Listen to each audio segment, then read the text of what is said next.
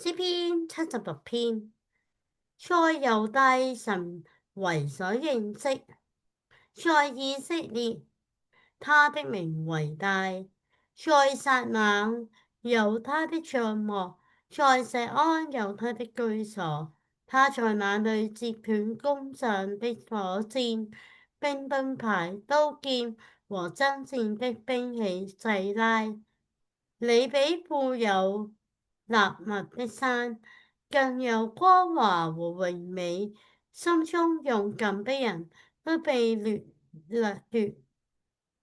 他們睡了長覺，沒有一個勇士能操守。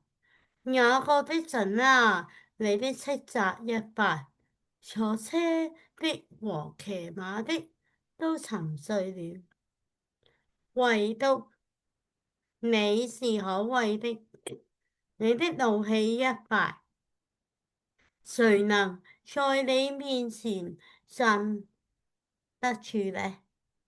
你從天上聽見審判，被懼怕而靜默。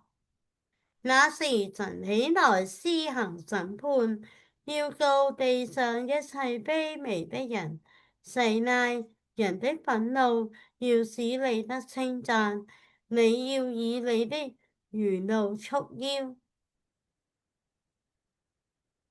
你們要許願，並向耶和華你們的神還願，在他四圍的人都當拿供物獻給那可畏的主。